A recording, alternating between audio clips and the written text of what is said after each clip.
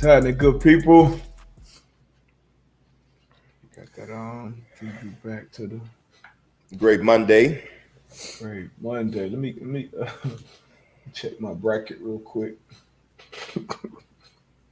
How your bracket looking, bro? They throw them brackets in the trash.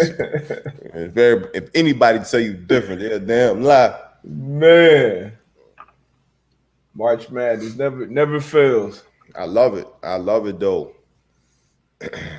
I love it, man. What's been your biggest surprise so far? Gotta be Oral Roberts, man. Yeah. Oral Roberts upset Ohio State out the gate. Mm-hmm. When held on against Florida. But sure, even Abilene Christian beating Texas. Abilene Christian. You got little Boheim showing up. Yeah, he showed up, and then Illinois getting knocked off. One seed already. One seed. So I'm loving it, man. These smaller schools on this big stage, and again, it just kind of show you that even in this playing field.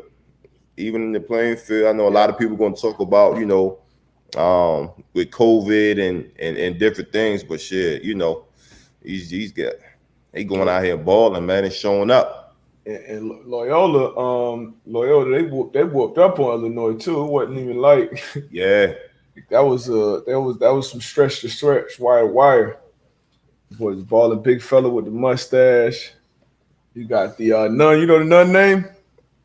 I gotta get her on my prayer team. Man, she be on it. She be on it. It's funny. The coach was on.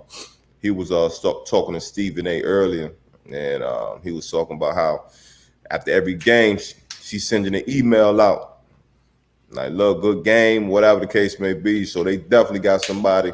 Sister Jean, yeah, that's right. Sister Jean, the real MVP, man. Real MVP holding it down. You got Abilene Christian, you got Oral Roberts. I don't know, man. Better start going to church. Who else we got, man? That game last night, Oregon State. Yeah. Versus Oklahoma State. Yeah. Against who most people are saying, a lot of people are saying Cade Cunningham's gonna be number one pick. What you think about? What you think about this game? I mean, I don't know. I feel like a lot of the stars and the big names kind of not struggle, but they just ain't stepped up how them dogs I'm used to seeing. But I mean, I like his game, but I think it's definitely some a lot of room for improvement. Oh, of course. Which he's a young kid, but I like his game. Yeah, it's the same. Me and a couple of my guys was having this conversation last night. A 6'8" point guard. That's what they projecting him as a point on the next level. I mean, possibly. I mean, obviously, he's gonna play. At 6'8", he can play 1, play the 3 or whatever. Mm-hmm. But obviously him running the point. But I mean, your game is solid. Solid game, yeah. Yeah, it's solid.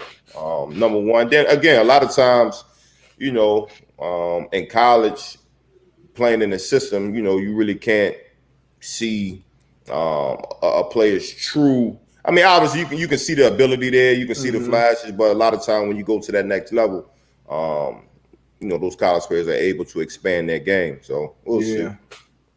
That's what they're supposed to do, at least. Mm-hmm. So what's the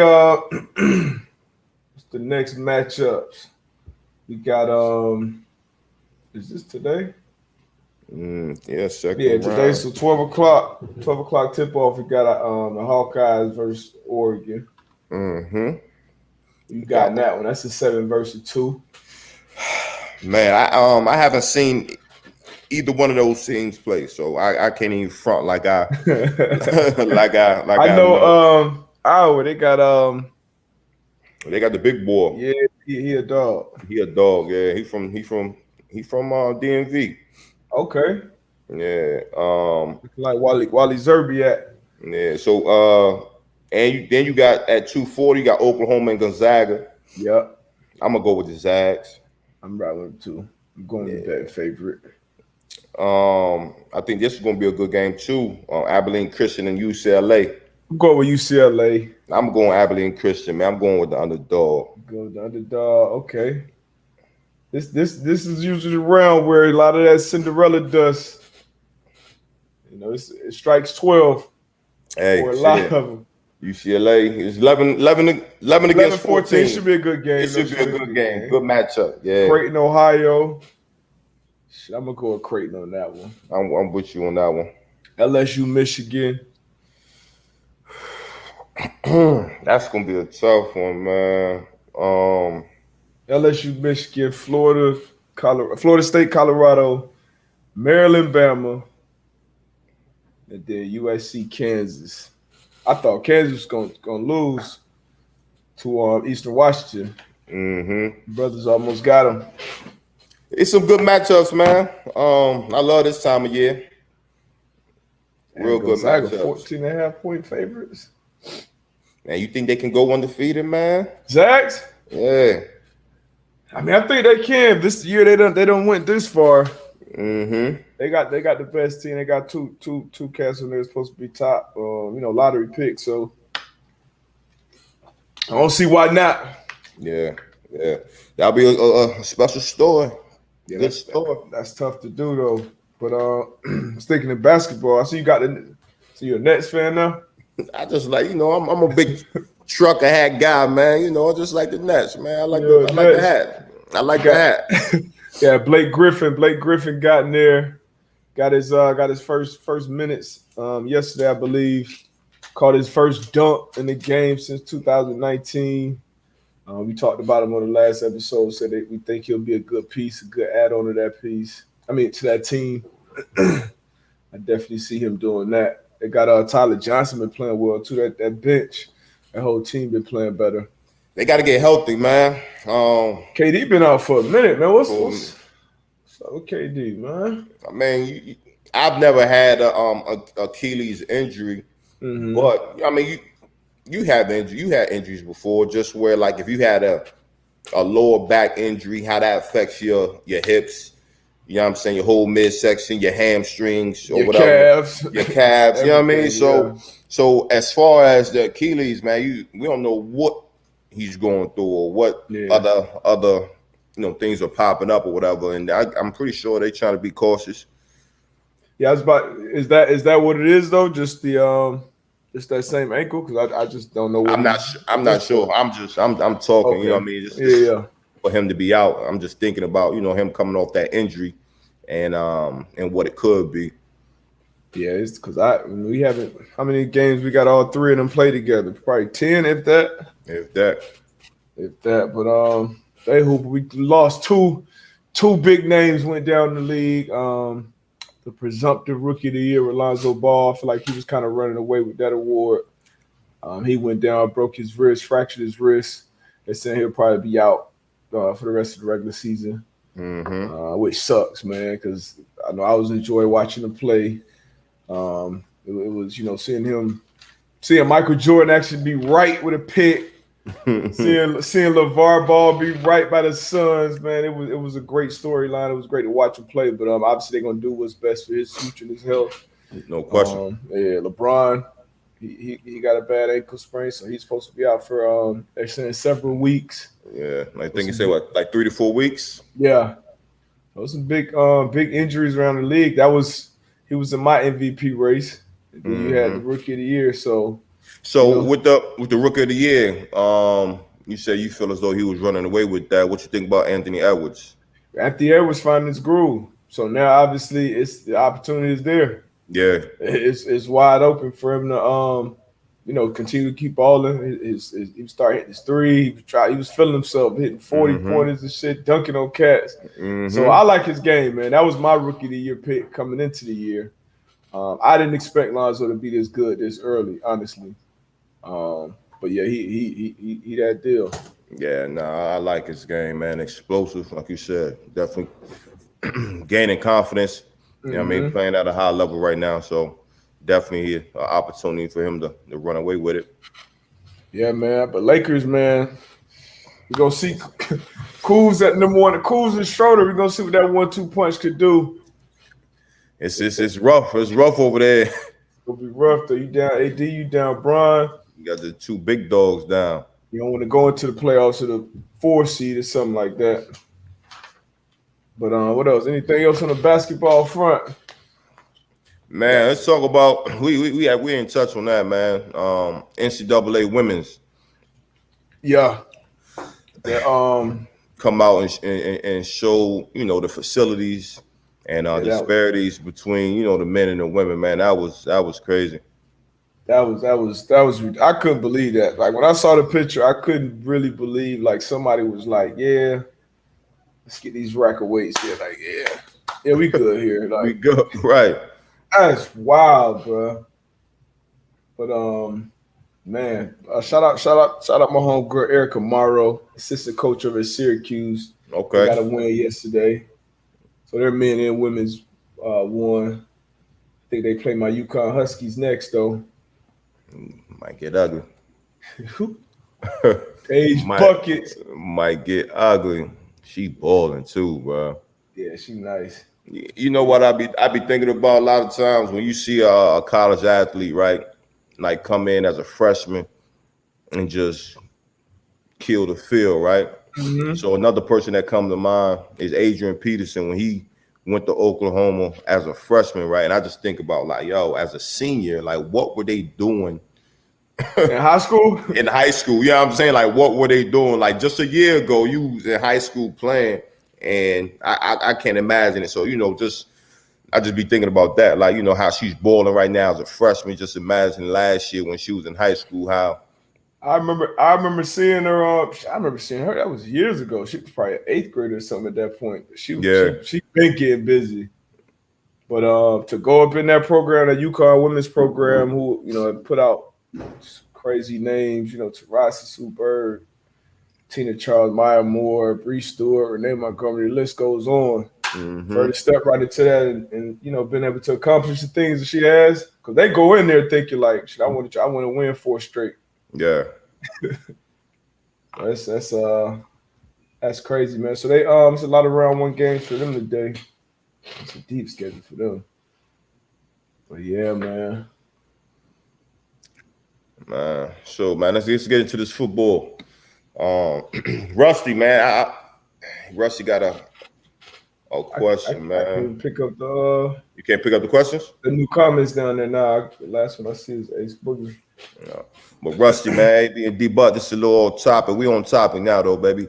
But with Tramon Williams hanging him up, any thoughts on him as a player or his career? Impressive to walk on, go on draft, and have a 15-year career. Man, 15, T-Dub. yeah, that's crazy. Yeah, T-Dub, man, class of 06. Beautiful career, man. I love T-Dub gang. We played a year together at AZ. Smart player, savvy vet when we got together. But just talking to him and about the guys that he played with. So you had Nick Collins, C. Wood. He had a lot of guys over there. And I think in his career, I think it's like 30 some picks. Hell of a career, man. And just to, you know, like you said, just his path to go to walk on. I think it was Louisiana Tech, maybe. I think he went. And then walk on, ended up playing 15 of them things. 15 years. That's love. Hell of a career. Hell of a career. Loved him as a player. Yeah, seemed like a consummate pro. You know, always making plays. You don't last out there in that secondary for 15 years without adding tremendous value to them locker rooms, every locker room you're in, and that's definitely what he did. I could tell that from the outside looking in. So shout out to him on a great career, man. 15 of them things. That's crazy. What else we got though? On the NFL side, Galladay, he finally broke that wide receiver market. We got 4 for 72 up in New York. Another weapon for my man DJ Daniel Jones. Hey, another weapon for Danny Dimes. It's no excuses. No excuses this year. Obviously, you got to be solid up front, but yeah, we gotta keep my man upright. You know what I mean? Let's not talk too soon now. nah, we got to talk. It's the Giants, man. We gotta keep my man upright. So you saying no excuses? Like shit, No excuses. Too many Nah, weapons out there, man. With that defense too, they got to win some ball games. In that division, yeah. if I'm on that team, man, I'm expecting we going in here to win this division. You got and like I said, this is when you find out about Danny Dimes. You got you got Slayton. I like Slayton a lot too. I like the young boy Slayton. You got Shepard, who's kind of went up under the radar for a lot of people. And now you got your big dog. You got your one. You got Galladay. Evan Ingram. He got to get consistent. Yeah, they sound Kyle Rudolph. You got Saquon. Yeah, you got Saquon coming back. So, like you said, Danny Dimes definitely got a lot of weapons, man. So, and keep him upright, get that O-line intact. Shit, Danny Dimes gonna drop numbers this year. Mark my word. So you like that combo for him, that Galladay. Them going out and get Galladay for him. Yeah, a big body receiver. Can make some plays, and then like you said, you sprinkle in Darius Slayton. Anytime he get the ball, he can take it to the house, and then you got Shep, and then you got two good tight ends, and then a run game, a good running back. I like what they putting around him. I like that. They're doing a good job, man, setting them up with weapons to succeed. Yeah, a lot of money, but hey, gotta pay it for the free agents. Gotta pay it.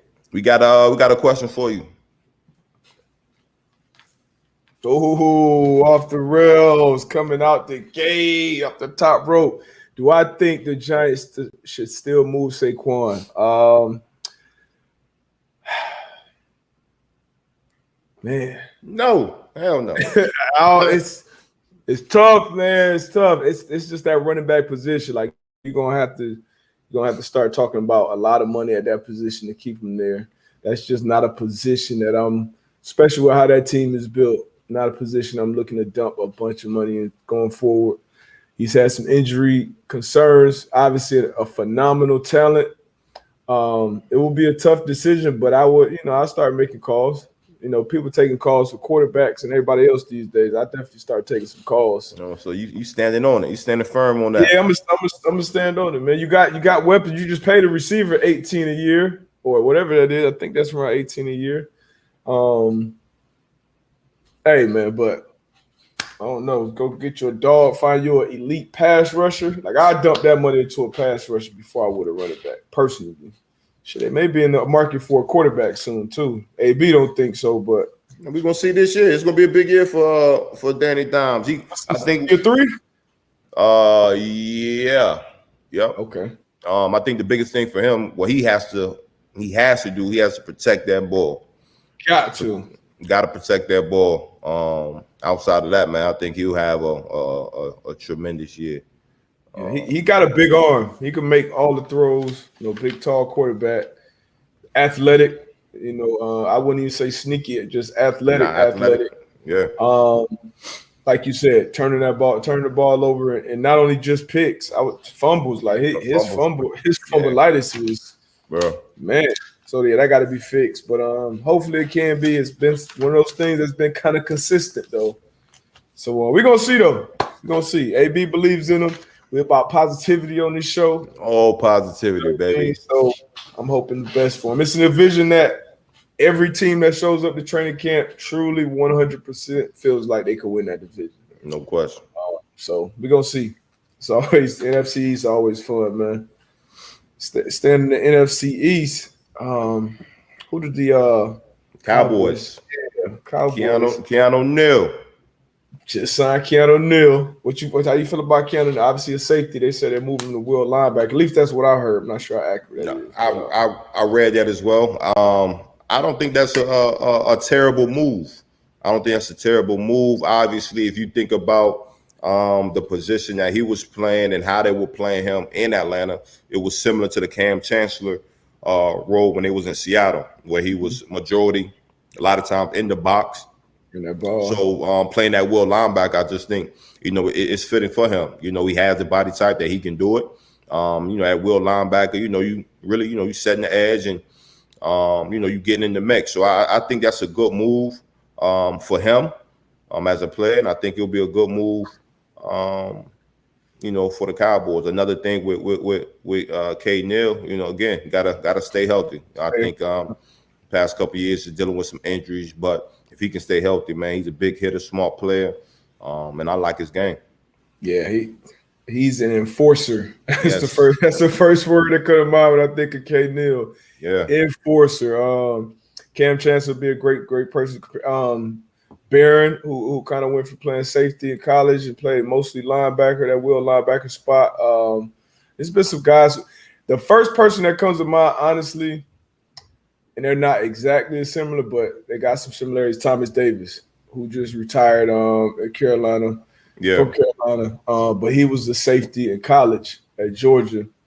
He could fly, even from his last day on the field, he was still flying sideline to sideline. So I can see Neal getting into that role, not having to do as much in space like, y'all safeties do. Now kind of it being more, hey, you in the box, better matchups at this point in his career. And flying around sideline to sideline, I think he could be a big difference maker. And obviously he's going to be familiar with the system. Been at Dan Quinn as a D coordinator over there at Dallas. So I'm looking forward to seeing K. Neal stay healthy and make an impact on that Cowboys team, man. No question. Like you said, you even talked about the matchup. So playing that safety, being able to come down and match up with backers or with running backs and tight ends. So I think it'll be a good move on both ends. That's sweet. They got the Hook going out there too. Malik Hooker going out there for a visit. So, we talked about that. Yeah. We talked about that. I don't know if it was the last show, but we talked about Thursday. Yeah, Hooker going out there. Could be a good look for him on a 1-year deal. Proven deal. Stay healthy, go out there and ball. And it could be. That's a fact. I was talking to him about it. I told him, hey, one thing about the Cowboys, anytime you do make a play, they're going to be opening up on damn near every sports show. Mm-hmm. So if you are out there, you do have a good year. It's a definite place to get you revive your career. But they got him, KZ as well. KZ's going out there too. Who was that? KZ. I think his first name right now. Last name Kazee. Oh yeah, okay. Familiar with Dan Quinn as well. Been out there in Atlanta for I want to say his whole career. Yeah. 7 out in Atlanta. He dealt with some injuries last year as well, so we'll see. I like him. I like it. Some decent moves by the Cowboys if they go ahead with it. Definitely, need some pieces on that defense, man, to help that defense out. So I like it. I think we get a hungry. I think their offense is gonna do some things this year, but that defense, they can only go up. They can only go up for what they did last year with Mike Nolan. It was a long year on that side of the ball. It was ugly, man. But yeah, man. Yeah, man. I thought that would have been a good move for the Cowboys to bring in Kyle Fuller. Denver Broncos ended up signing him. Denver definitely got a great player. I like him a lot. I like his game a lot. Very savvy. Very technique sound. I like Kyle Fuller. I would have liked him on the Colts. Honestly, we got I'll let you finish talking about Kyle Fuller though, because I got something to say about that. I like the signing, man. I like the signing. Like you said, Kyle Fuller, young vet. Plays the game, plays the position, the way it's supposed to be played. Not only in coverage, but he'll come down and smack you too. So that's what I like. You know what I mean? So and cornerback deals been the defensive back. We had what you think about Justin Simmons? We talked about that because he signed for a bag too. Highest paid safety right now. Yeah. So I like him. I like him. And in that system out there, so Vic Fangio, I had him as a D coordinator my first year, and San Fran, they love safeties. You know, they love safeties, and then I think that's why that Kyle Fuller signing is good too, because they were, you know, Vic Fangio was in Chicago as well before he got the Denver job. So just, you know, me having some familiar faces, him being able to go to that system and knowing how everything flows. But Justin Simmons, man, he's a dog, man. I like him. Ball hawk. He does everything. He can cover. He can, you know, cover ground, come down and hit you in your mouth, man. So that's a good signing.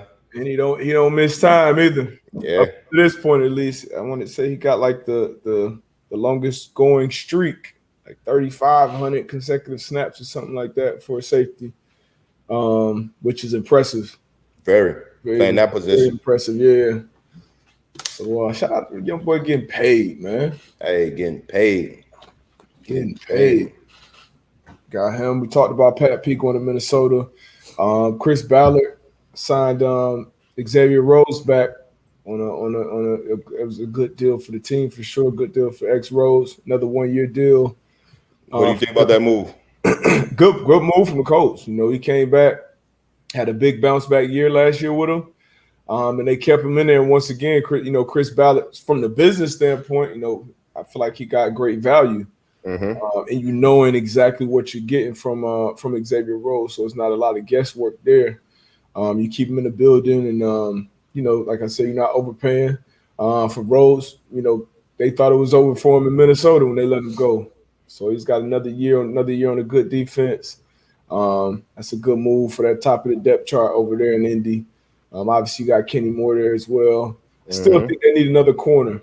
They need another top-notch corner. That's why I thought they should have been in on the Kyle Fuller, Casey Hayward. Casey Hayward's still available, right? Yep. I haven't seen anything about him signing anywhere, so I think, you know, that'd definitely be a good signing for him. Yeah. So unless they feel as though, you know, they can get, you know, a young corner in the draft. Yeah. You went with Rocky Sin in the second round a couple years ago, and who, you know, he struggled. He's got the talent, but there's some things, consistency and technique wise, that need some work. And hopefully he's working on those things. But that's a tough position to just come in and play at a high level. But you got good players around you, so I'm sure they'll probably address that again in the draft, because we're in the league now where you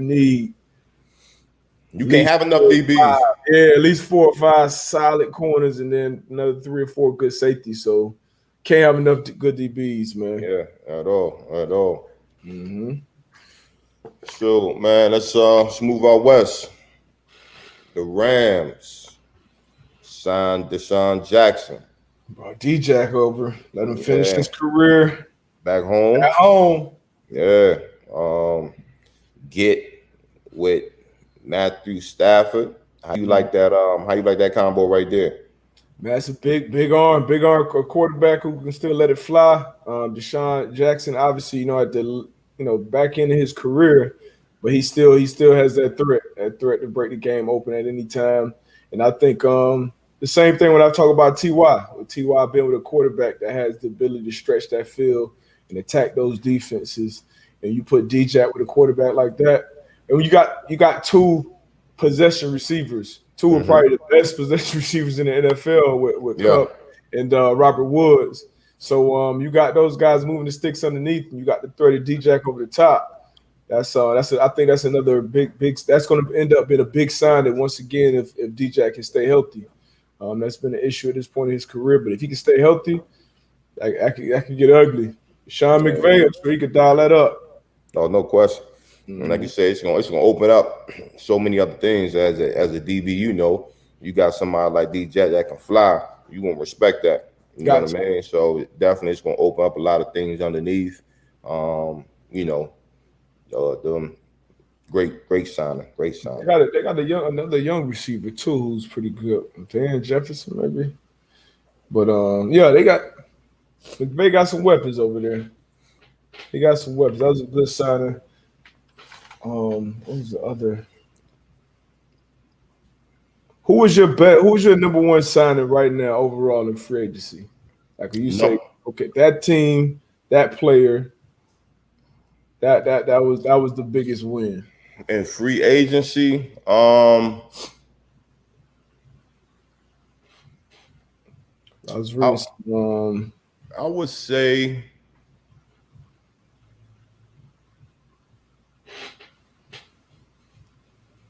I don't know. That's tough. it's been a lot of moves. It's been a lot of moves. I'm trying to think of somebody that just kind of jumped off the board and was like, wow, like that was an impressive move. I would say possibly out there in New England. The two tight end signings.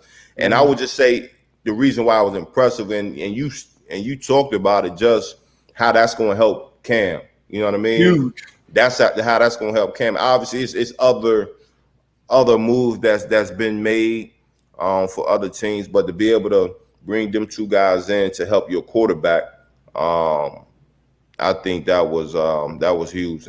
The Wentz move was big too. Yeah, that's what I was gonna say. Probably, it was a trade, so it's not considered free agency, but right, offseason right, move, it was a move. Yeah. But yeah, that Wentz move, man, it could pay dividends. We've been talking about it forever on this show. It's probably halfway through last season. We've been talking about that move and that being possibly what he needs to revive his career. Matter of fact, he had an interview with Pat. He went on the Pat McAfee show. He was live in studio. I thought it was a great interview. I think because he was kind of one of those people that you don't really know. You don't really know much about him. You know what I mean? So he kind of opened up. Obviously, Pat had some stance on him before getting there, and then they had a conversation about that. So it was. Yeah. I think Carson Wentz probably won over a lot of Indy fans, honestly, with that interview. And that's great. Yeah, that's great. That's great. So I say I go Wentz. Wentz, man. You go Wentz, okay? I go Wentz.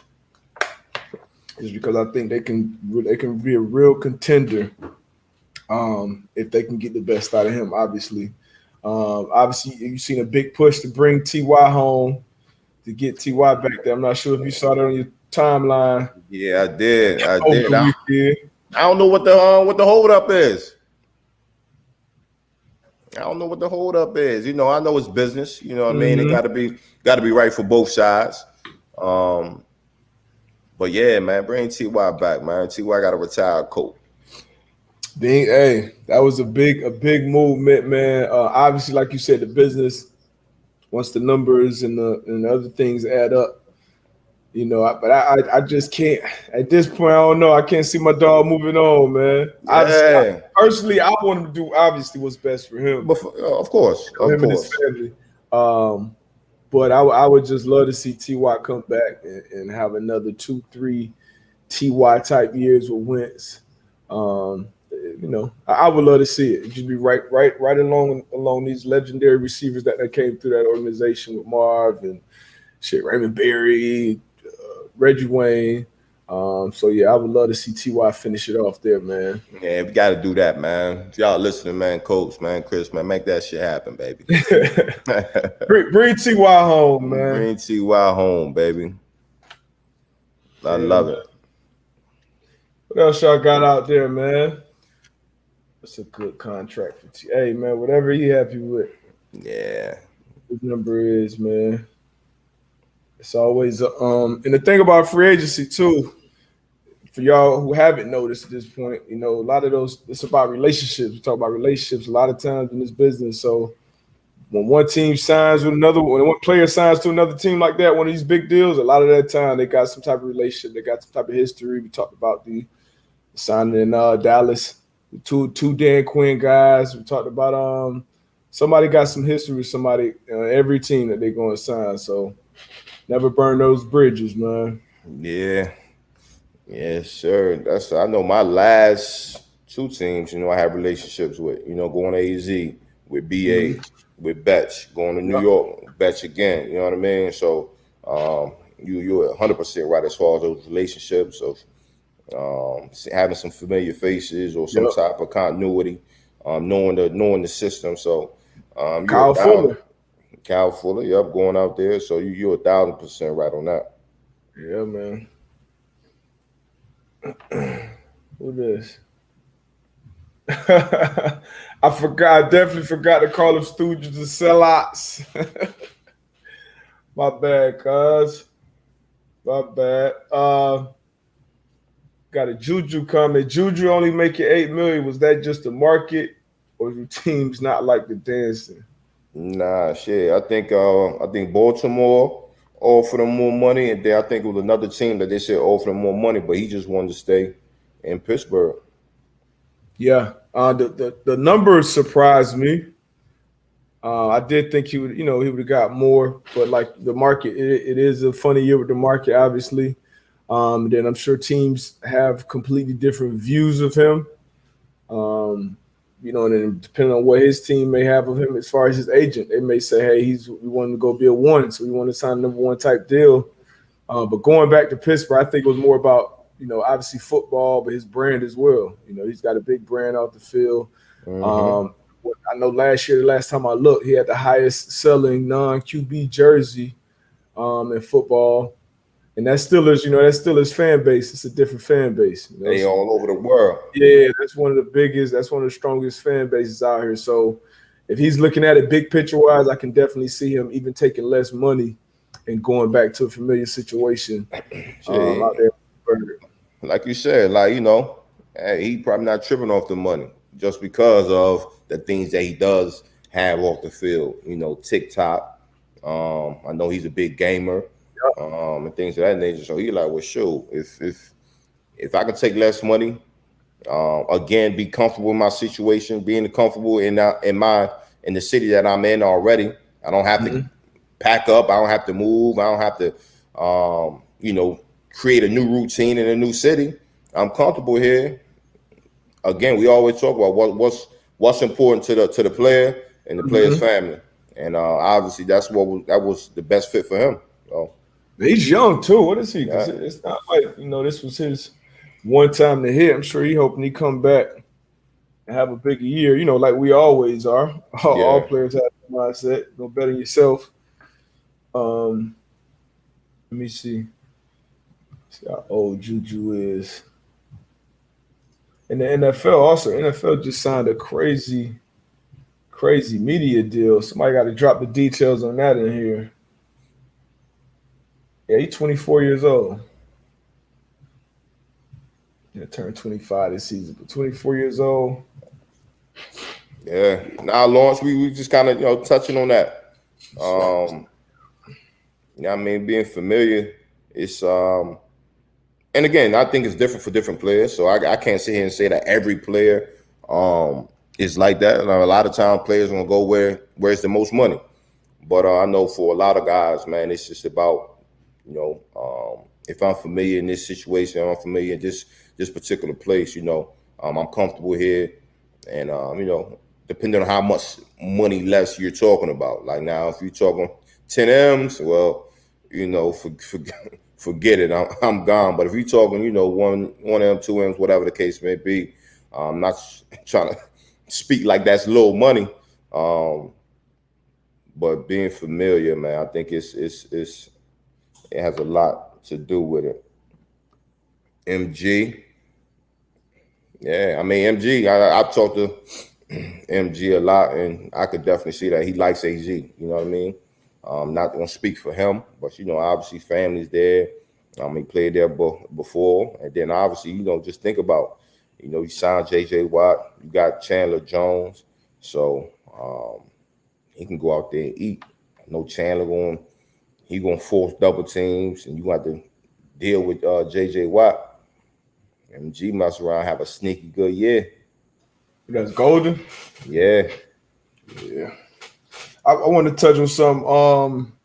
Dez Bryant made some comments. I saw probably today. I seen that.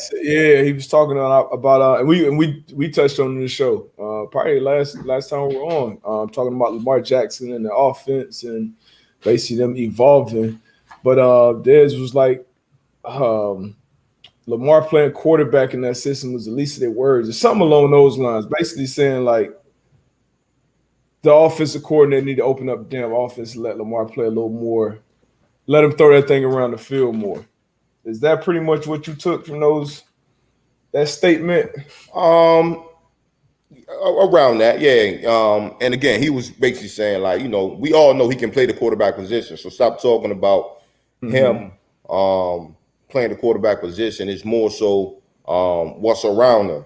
And if you take offensive coordinator, if you talk about, maybe finding that big target out on the outside, and basically it just seemed like the pieces around him needs to be a little bit better. So if that could be the offensive coordinator, yeah, I mean the pieces. I The can see pieces. that. Yeah, you definitely need the pieces, but sometimes to get the pieces, it got to be I got to know I'm walking into a good situation. If I'm Kenny Galladay, if I'm a big time receiver in the market, I got to know I'm going into the right situation. Yeah. So this is the tweet though. All this Lamar hate is starting to get on my nerves. Just know I got to see firsthand what he have to deal with. Him being able to play quarterback is far from the issue. So yeah, you can take that as far as personnel wise, you can take that as far as play calling wise, but Right. Greg Roman has gotten a lot of criticism, and I think personally, rightfully so. Players get the criticism, coaches got to own that shit too. So, yeah, they got to open it up, man. Let Lamar do more. He got to evolve in that passing game. We seen him. He led the league in passing touchdowns a couple years ago. Like we know he can throw the ball around. Get him some dogs out there on the edge, opening up, and then obviously let him kill you with his legs too. That part of this game ain't going nowhere at all. Oh, Nah, but and we've talked about that many times. Just opening that offense up for him. If you can do that, man, I think you could see so much more out of him. Because that NFL MVP still has, yeah, it is. The NFL, he won the MVP in his first 4 years starting too, so it's crazy, man. We be wanting that, GMs like me and people that talk about the game like me. We want that instant success. And we talked about that shit on the. We talked about that on this pod too. We want that instant success. Instant, like we no growth. I need you coming in right now, and I need you to be instant. Right there, off the ripper. Instant. All right, so this is the deal. It's Boogie, $113 billion NFL media rights deal over 11 years. So yeah, these salaries about to start getting crazy. About to get stupid. So it's a good time to be on short deals, especially if you're young. Yeah, stay healthy, obviously. First thing I'm telling my agent, don't sign me to no 5-year, 6-year deal. Don't lock me in. I mean, yeah, I'm with you. And you got some cats that's resetting the market. A couple years from now, it's gonna look crazy, but yeah. Everybody, what happened? All the NFL is dying and all that shit, man. You said what? Everybody with the ratings and the this and the that. No. It look like football is still king. Still. In America, at least. What else we got? We got about 10, 15 more minutes. What else we got, man? I usually got the fire questions on Monday. We got a 12-10 tip-off. I ain't even gonna ask if anybody got a perfect bracket out there. Yeah, somebody gonna lie. Somebody gonna lie. Does anybody still have 16? Anybody still got 18 in it? My shit terrible. Yeah, my shit really done. That's crazy. What's your bracket? You thought you had a chance? Not really. I mean, coming into it, I don't even watch college basketball like that. But coming into it, I'm like, oh yeah. But Illinois, they're gonna make it to the Elite Eight. Hold on. Got somebody lying. Who your 8? Somebody said they got over 8. Okay. Who you got? What upsets did you call, man? You said what? I said I'm trying to see if what upsets? Yeah, if they called any upsets. Hey, yo. Hey, pause. Pause that, Rusty. Come on, man. Oh, yeah. But somebody made a good point too. Ross Downey, NFL is just taking off over here in the UK. Very true. Still, the game has still not been globalized at all. I don't think anything close to its potential. We talked about on this show too about it going to some other countries. We got a perfectly wrong bracket. That's everybody. Yeah, it's March Madness, man. This is why people love it, and it never fails. Never. Great TV, man. Great TV. Again, man, for the young men and women, man, that get on this platform and shine. We got a lot of the world watching, so I love it. You looked at any of the corners coming out this year as far as draft wise? Yeah, so Surtain, obviously. Yeah. Farley. They got the kid out of Stanford. I'm gonna pull up Trey Brown, man, out of Oklahoma. He's that's the fast. He moving, right? Mm-hmm. He part of the sports and entertainment family, so I'm definitely gonna pub him. Okay, that's a bet. Yeah, man. The thing about, for me, watching those college guys, you got Asante Samuel Jr. I like his game. The college game is just so different. J.C. Horn out of South Carolina. I like all those cats, man. The college game is so different, man. You really got to do your due diligence. For me, most importantly, I want to see, obviously, athleticism. I want to see how you respond, how you compete. Yeah. And then if you just continually improve, over the years. If it's a guy that, everybody's saying he's this, he's that, but like I'm watching this film from his sophomore year to his junior year, and I don't really see much improvement. I just see him kind of. I wouldn't necessarily say a red flag, but I'd rather the guy that comes in as a freshman. Okay, he started as a freshman, 6 games, played well. Sophomore year, okay, he stepped it up. He was, damn near All-American. Third year, okay, he was on another level. The other cats wasn't even competing with him. Those are the guys that usually come into the league and take off, regardless of where they drafted. It's gonna be a lot of sleepers, especially this year. Yeah, a lot of people under the radar. But that's when the scout department, man, that's what they get paid the big bucks for, being able to, and not necessarily just getting the best player that everybody's talking about. Like really watching film and the Darius Leonards. Exactly, like watching your film, breaking it down, and really studying the player and say, okay, this player could come into my system and do some great things for us. You know what I mean? And I think that's where a lot of times, where the great organizations, that's where they win at. Yeah. They find we're not just getting a 5th, 6th, 7th round or the undrafted free agents just to come in and be a body. Like we really think that this young man can come in and help our team. So and fit with like we said, we always talk about relationships, fitting within a culture, or if it's certain guys that you can potentially see yourself building your culture around. Like I can go back to the Darius Leonard again. Like I just feel like that was such a great draft pick, not only because of what he does on the field, but kind of the torch that he carries and the standard that he's setting off the field even. So when new guys come into the program, it's already like, all right, like okay, he's setting the tone on this side of the ball here. Offensive side with Quentin Nelson, same thing up front. Like so when you got those guys that you can draft and make them your own and build around them, like they did in Seattle with, obviously Russell's going left now, but Russell, Bobby Wagner, Cam, Earl Thomas, like all them homegrown, drafted. So you could do it that way, man.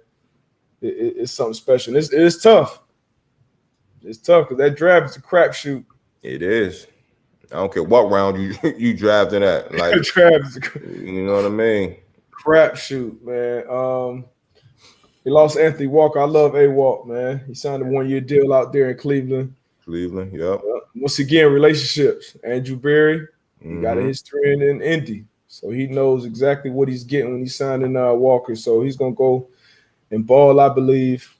But that was you saw a lot of players speak out about his leadership and his character in that locker room. That speaks volume. Speaks volumes. Speaks volume of the person you are. And it's tough. You got to think you got a lot of men in the locker room, man, that were the dogs or was the guy, So when you're able to command, a bunch of alpha males in the locker room, that speaks volume, not just you as a player, but just you as a man and your character. You know what I mean? So people gotta respect you. Got to. You know what I mean? Gotta respect you. It ain't high school, college where all right, it's the best player. This is who coach put as the captain or whoever. Mm-hmm. We know he half the time he on bullshit, but right. When the cameras and the media there, he rah like that. Right. That shit don't fly in NFL locker rooms. A lot of times, the guy who carry a lot of weight, he may not even be a big time player. Like one of the most respected players in the Patriot locker room last decade is Matt Slater. Mm-hmm. Like from the outside looking in, you'll see, okay, he's a great special teams, a great this and that, but he's one of the pillars in that organization and why they've been so successful so long. So, it definitely speaks volumes, man. Yeah. Oh, it's a good quote. Oh, my fault. Now go ahead. Vic, is that Dogecoin right there in your picture? Doge to the moon. What's the difference on watching film in the off season versus during the season? Is there a difference? Yeah.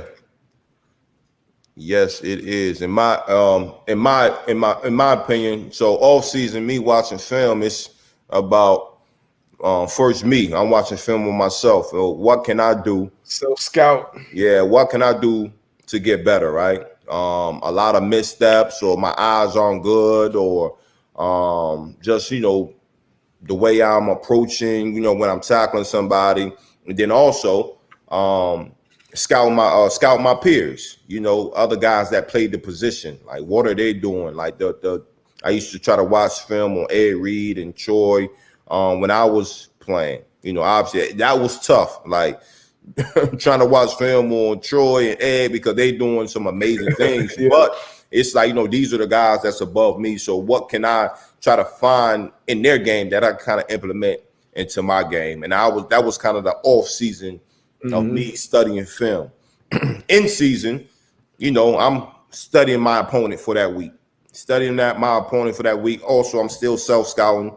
What did I do bad last game or the last 4 games that offensive coordinators are looking at and trying to see, okay, well, maybe we can get AB on this, maybe we can get him on that. So obviously self-scouting as well, but then a lot of that's watching film during the season is just on your opponent. Like, what is this quarterback doing? Like, does he tap the ball before he throws? Like, you know what I'm saying? Like, does he throw the ball different if he rolls out to a right, to his left? Or, you know what I mean? So shit like that. So it's definitely, in my opinion, definitely a big difference as far as off-season film study and in season.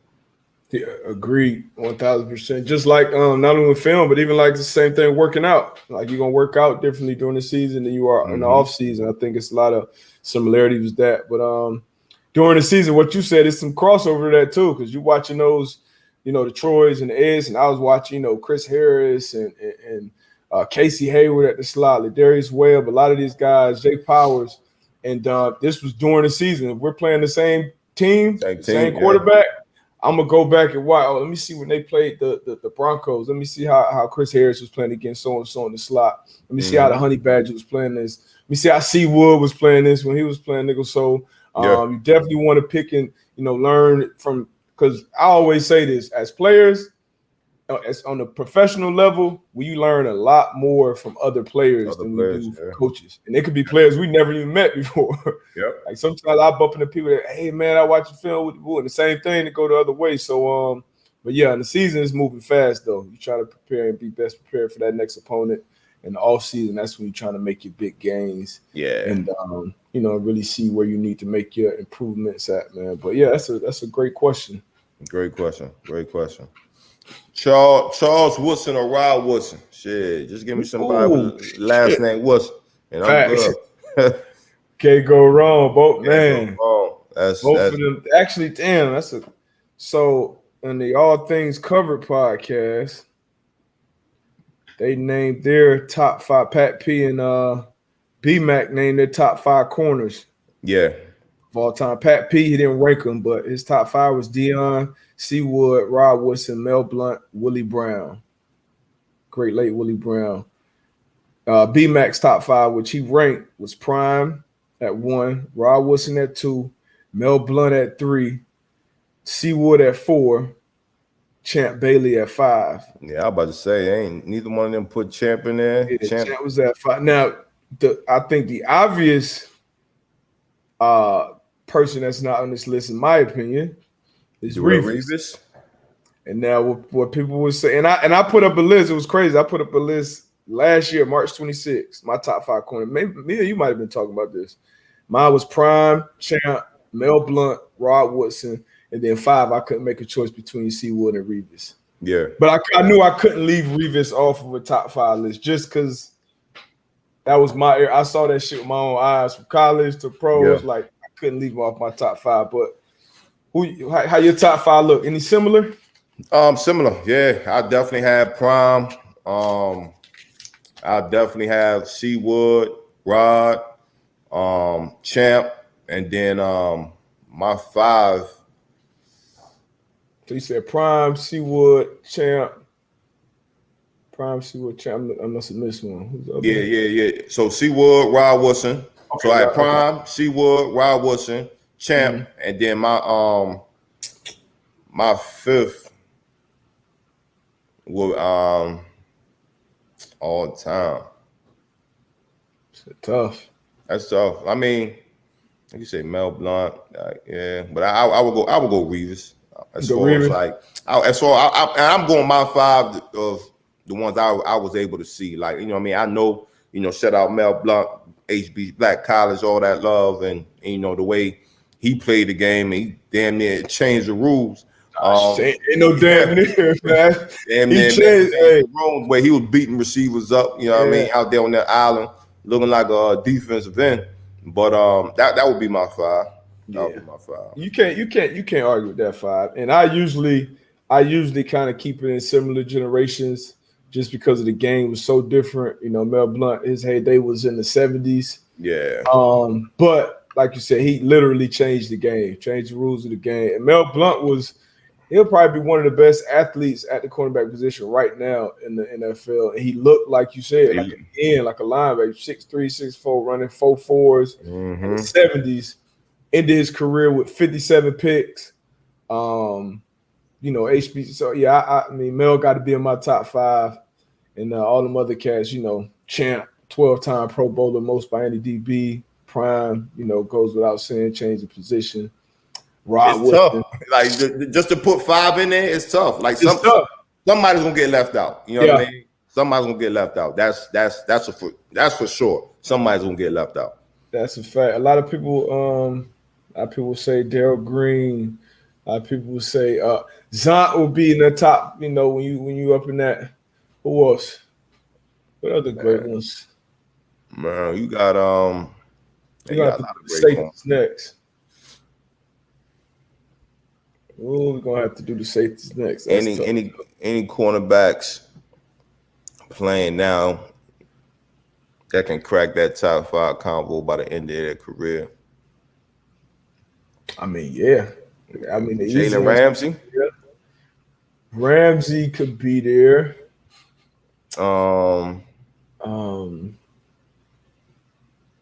You got who? I know I'm missing an obvious person. Pat P. Pat P did some shit that was damn near unheard of, especially at the cornerback position. He went 8 for 8 Pro Bowls out the gate. Yeah. Which was impressive. And when we talked about it the last episode, I believe, and he was following ones for a lot of his career.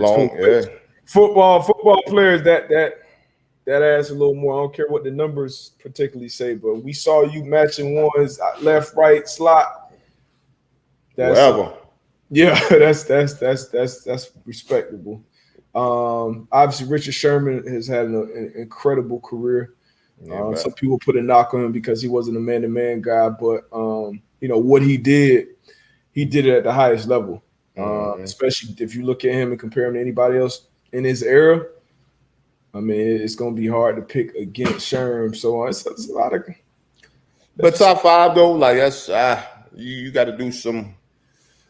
Top 5 all time. Yeah, That's tough. That's tough. That's tough. Yeah, that's tough. Them guys we just mentioned. Special. Special. Look, we talking about Reavers. We try to get a lot of people. It's hard to get Reavers. Got to be in my top 5 personally, but it's a lot of people that wouldn't put him in there. So yeah, maybe it's not. Maybe it is. We'll see. That's a good question. Good question, though. Great question. Great question. Ooh. Sure, man. I know Pat and them about to kick off. Oh, yes, sir. Yeah, man. Appreciate y'all. Enjoyed y'all. As always, man. Y'all have a great week. Be back on Thursday. Back on Thursday, 11 o'clock. Probably have a Wednesday interview for you as well. Supposed to have a good one. Yeah. Real good one. But we'll see. Best undrafted DB. I think that was it. Chris Harris undrafted? I'm not sure. I believe Chris Harris was a UFA. But he was all decade. He's probably one of the best undrafted I've seen. We have to go down. We have to do that. Undrafted guys. Yeah, because that would. Yeah, undrafted free agent. Broncos 2011. That's great work, man. Outstanding work. Great work, man, by the scouting department. My dog Reggie just texted me and said, Champ Bailey all day. Champ was kind of slept on too. Man, I don't know why. Champ was my favorite for a minute. That open technique he used to play. Champ. He was picking shit off. But yeah, man, y'all get up out of here. Go over there, check out my man Pat's show. Appreciate y'all. As always, man. Again, man, y'all have a great week. Great week. Out of here. Peace.